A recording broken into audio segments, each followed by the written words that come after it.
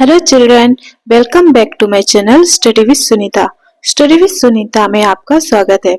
इस वीडियो में आज हम एनसीईआरटी कक्षा 6 हिंदी मल्हार के पाठ 1 मातृभूमि कविता को पढ़ेंगे।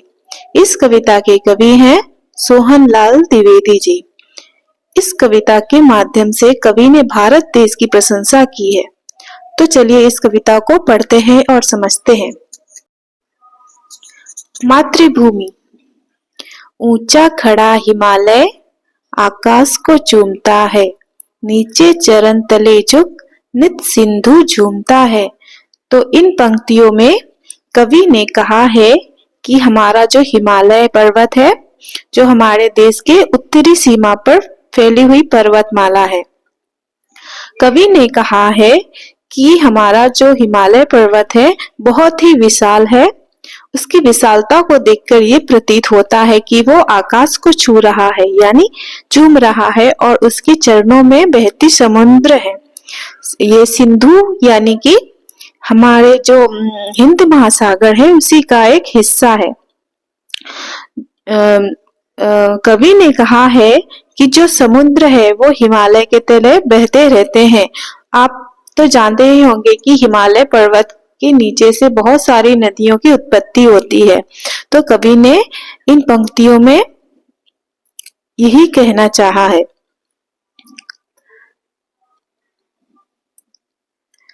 गंगा यमुन त्रिवेणी नदियां लहर रही है, जगमग छटा निराली पग पग चहर रही है। तो इन पंक्तियों में कवि ने कहा है कि गंगा यमुना त्रिवेणी, त्रिवेणी का मतलब होता है 3 नदियों का संगम।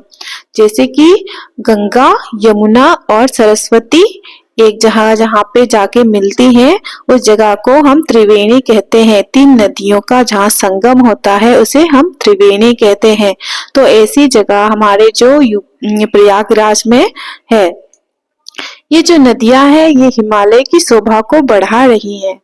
उनका जो है वो हर दिशा में उनका जल जो है वो हर दिशा में प्रभावित हो रहा है। यानी हमारे देश की अलग अलग जगह पे ये गंगा, यमुना और त्रिवेणी जो संगम है उनका जल पग पग छहर रही है। छहर मतलब कि हर जगह फैल रही है।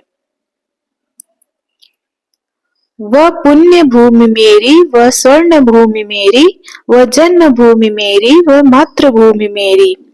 कवि ने कहा है कि ये जो पुण्य भूमि है जो वो मेरी है, यानी जो पुण्य यानी पवित्रता भूमि जहाँ पवित्र काम होते हैं वो मेरी है।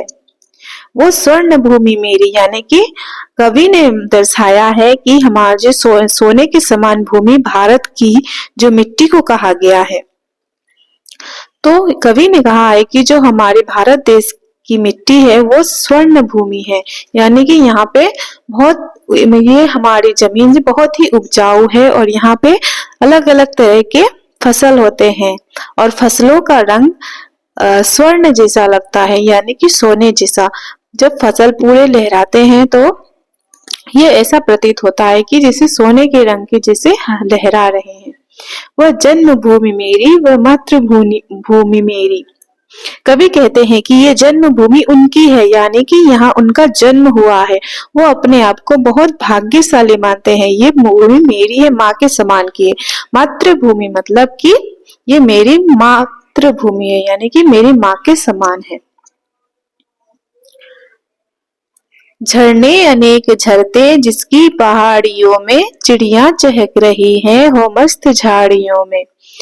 तो कवि ने कहा है कि यहाँ पे हमारी जो मातृभूमि है यानी कि हमारा जो भारत देश है उसमें बहुत सारे झरने झरते हैं, जिनकी पहाड़ियों में, जिनके जैसे पहाड़ में से बहुत सारे झरने बहते हैं। चिड़िया चहक रही है मस्त झाड़ियों में, मतलब झाड़ियां बहुत सारी हैं, उसमें अलग अलग तरह की चिड़िया चहक रही हैं अपनी मधुर आवाज में।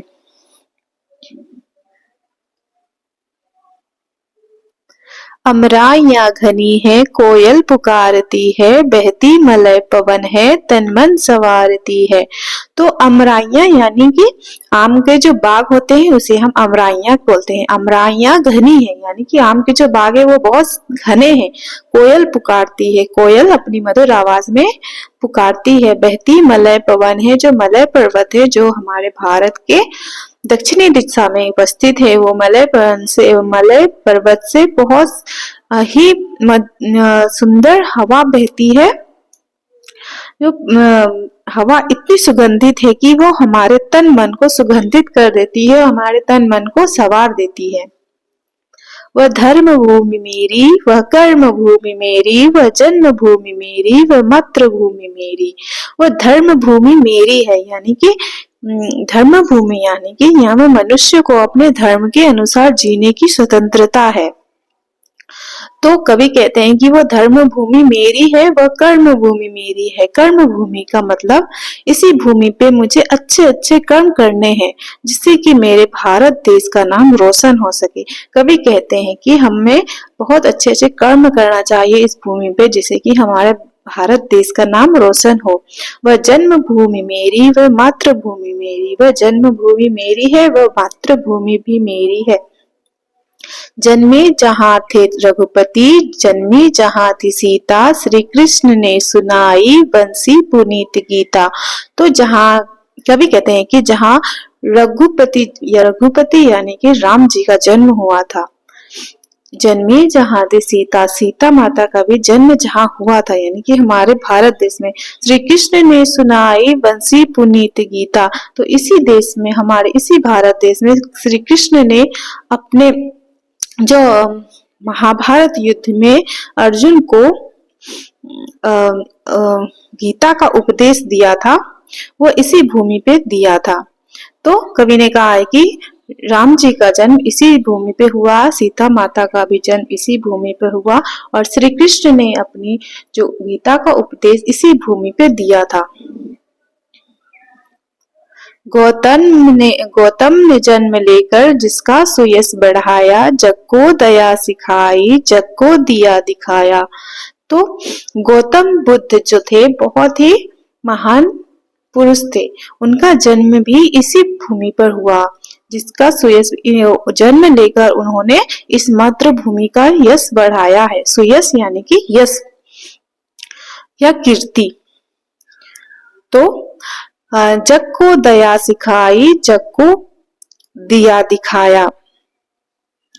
तो कवि कहते हैं कि वो इस जग को उन्होंने अच्छी राह दिखाई है कि सभी मनुष्यों के तरफ हमें अच्छा सा व्यवहार करना चाहिए, सबको हमें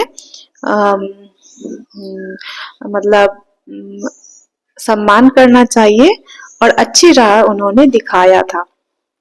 वह युद्ध भूमि मेरी, वह बुद्ध भूमि मेरी, वह मातृभूमि मेरी, वह जन्म भूमि मेरी। तो ये युद्ध भूमि भी मेरी है। युद्ध भूमि कवि ने क्यों कहा है? क्योंकि यहाँ पे बहुत सारे युद्ध हुए हैं हमारे इस भूमि पर, जैसे कि महाभारत, रामायण आदि। तो ये युद्ध भूमि मेरी है। तो युद्ध कभी कभी अच्छे कर्मों के लिए भी होता है। वह बुद्ध भूमि मेरी, बुद्ध भूमि में यानी कि गौतम बुद्ध का जन्म हुआ यह इसी भूमि पर, इसलिए इसे बुद्ध भूमि भी कहा गया है। वह बुद्ध भूमि मेरी है, वह मातृभूमि मेरी, वह जन्म भूमि मेरी। ये मातृभूमि भी मेरी है और ये जन्म भूमि मेरी है। तो सोहन लाल द्विवेदी। तो यहाँ पे कवि के बारे में दिया गया है, कवि से परिचय। ये जो है आप देख पा रहे हैं, ये सोहन लाल द्विवेदी जी की तस्वीर है। तो यहाँ पे पढ़ते हैं, चलिए। इस कविता को हिंदी प्रसिद्ध कवियों में से एक सोहन लाल द्विवेदी जी ने लिखा है। उनका जन्म आज से लगभग 125 साल पहले हुआ था।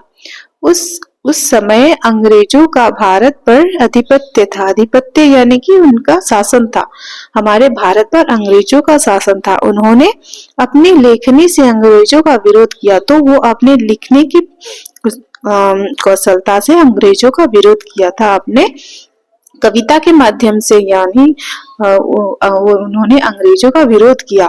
उनकी लेखनी का सबसे प्रिय विषय था देशभक्ति। तो वो अपनी ज्यादातर कविताओं में क्या करते थे, देशभक्ति के बारे में लिखते थे। भारत की गौरव का गान करना उन्हें बहुत प्रिय था। उनकी कुछ और चर्चित रचनाएं हैं, जैसे बढ़े चलो कोशिश करने वालों की हार नहीं होती। तो ये 2 कविताएं हैं जो उनकी मुख्य यानी कि प्रसिद्ध कविताओं में से एक है। तो ये पार्ट आज यहीं पे समाप्त हुआ। तो मिलते हैं नेक्स्ट वीडियो में। और आपको अगर ये वीडियो अच्छी लगे तो कृपया करके इस वीडियो को लाइक, शेयर और सब्सक्राइब कर दीजिएगा। और अगर आपको अगर डाउट है तो आप कमेंट सेक्शन में पूछ सकते हैं। तो ऐसी वीडियो के लाने के लिए प्लीज इस चैनल को सब्सक्राइब कर दीजिएगा। Thank you.